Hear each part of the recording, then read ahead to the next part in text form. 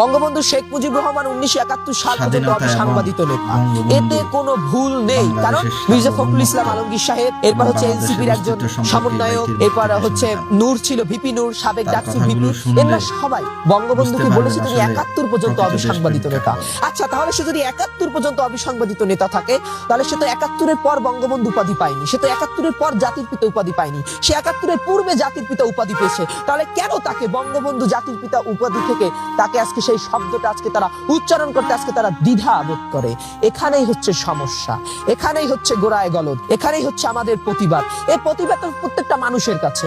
আপনি আমাকে ধরেছেন, হয়তো আমি আপনার সামনে আমি উপস্থাপন করলাম, আমি আপনার সামনে কথা বললাম, কিন্তু আমি দালাল না, আমি বাঙালির দালাল, আমি বাংলার দালাল, আমি জনগণের দালাল। কাজী নজরুল ইসলাম বিদ্রোহী কর্মী, তিনি একটা কথা বলেছিলেন, তিনি যে একটা জয় বাংলা নিয়ে যে একটি যুক্তি বলেছিলেন, তিনি যে বলেছিলেন যে বাঙালির জয়, বাংলার জয়, বাঙালির মানুষের জয়, বাংলার গৌরবের জয়, সেই জয়যাত্রা তো আমাদের সুনিশ্চিত করতে হবে। নেতাজি সুভাষচন্দ্র বসু বাঙালিকে নিয়ে যে স্বপ্ন দেখেছিলেন, এরপর হচ্ছে হোসেন শহীদ সোহরাওয়ার্দী, মাওলানা আব্দুল হামিদ খান ভাসানী, এই সব নেতাদেরকে আজকে সম্মান করা হচ্ছে না। তথাকথিত যারা বলতেছে যে আওয়ামী লীগের আমলে বঙ্গবন্ধুকে নিয়ে একমাত্র তাকে প্রচার করা হয়েছিল, অন্য নেতাদের নিয়ে প্রচার করা হচ্ছে না, তাহলে তারা কেন এখন মাওলানা ভাসানীকে নিয়ে প্রচার করছে না? তারা কেন এখন তাজউদ্দিনকে নিয়ে প্রচার করছে না? তারা কেন এখন সৈয়দ নজরুল ইসলামকে নিয়ে প্রচারণা করছে না? কেন এখন জিয়াউর রহমানের মূর্তি ভাঙা হচ্ছে? বঙ্গবন্ধুটা তো আগেই ভাঙছে, জিয়াউর রহমান একজন সেক্টর কমান্ডার ছিল, তার প্রতিকৃতিও ভাঙা হচ্ছে। তাহলে এটা কি বাংলাদেশের স্বাধীনতার উপর আঘাত না? এটা কি বাংলার সার্বভৌমত্বের উপর আঘাত না? এটা কি বাংলার মানুষের মুক্তির পথের উপর আঘাত না? এই আঘাতকে চরম ভাবে দাঁত ভাঙা জবাব দিতে হবে। আমরা যদি জবাব না দিতে পারি, তাহলে আমাদের যারা উত্তরসূরি ছিল, আমাদের যারা পূর্ব উত্তরসূরি ছিল, তারা ব্যথিত হবে, তারা কষ্ট পাবে, তাদের মান মর্যাদা শান শৌকত সকল কিছু আজকে ভুলণ্ঠিত হওয়ার পথে। তাদের এই সকল কিছু ভুলণ্ঠিত হতে দেওয়া যাবে না। যদি ভুলণ্ঠিত হয়ে যায়, তাহলে আবার আমরা সেই সাম্রাজ্যবাদ, পুঁজিবাদ, দখলবাজের কবলে পড়ে আমাদের স্বাধীনতা ভুলণ্ঠিত হয়ে যাবে। তখন আমাদের মায়েদেরকে আবার সেই মহান সৃষ্টিকর্তার কাছে দুহাত তুলে ফরিয়াদ করতে হবে, হে মহান আল্লাহ, তুমি আমার গর্ভে এমন একটি সন্তান দাও যেই সন্তান আমাকে স্বাধীনতা দিতে পারে।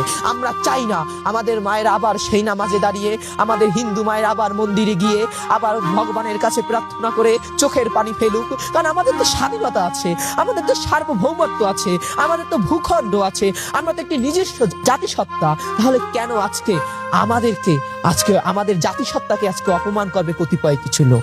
এটা হতে পারে না, নয়াকারে না, এটা হতে পারে না। আজকে 8ই জানুয়ারি বাংলাদেশের অন্যতম নেতা, গণপ্রজাতন্ত্রী বাংলাদেশ সরকারের স্বাধীনতার মহান স্থপতি এবং জাতির পিতা বঙ্গবন্ধু শেখ মুজিবুর রহমানের স্বদেশ প্রত্যাবর্তন দিবস।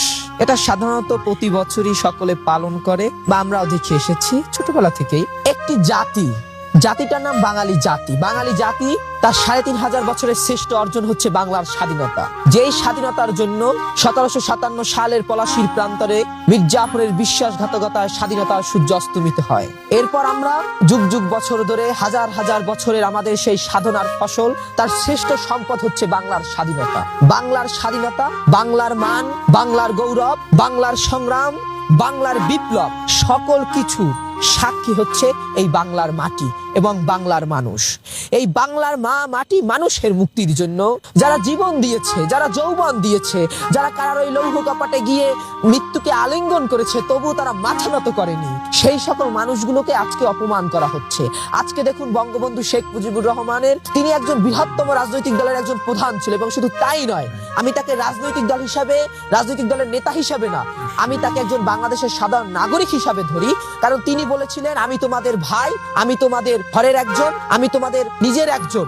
সেই নিজের একজনের থেকে আমি বলতেছি, আমি বঙ্গবন্ধুকে একজন নিজের একজন ভাবি, কারণ সে বাংলাদেশের নাগরিক ছিল। তার যে ত্যাগ, তার যে তিতিক্ষা, তার যে সংগ্রাম, তার একটা আঙুল সমগ্র জাতিকে উজ্জীবিত করেছিল। শুধু উজ্জীবিতই করেনি, পাকিস্তানি হানাদার বাহিনী ভয়ে থরথর করে কেঁপেছিল, পাকিস্তানের মসনদ থরথর করে কেঁপেছিল। পশ্চিম পাকিস্তানের মানুষেরা বঙ্গবন্ধুর ন্যায়, নীতি, সততা, আদর্শ, নিষ্ঠা দেখে পূর্ব বাংলার অধিকারের প্রতি, পূর্ব বাংলার মানুষের অধিকারের প্রতি তারা একত্রিত হয়েছিল, তারা সন্নিবেশিত হয়েছিল, তারা সহমত পোষণ করেছিল। আজকে সেই নেতাকে খলনায়ক করা হচ্ছে।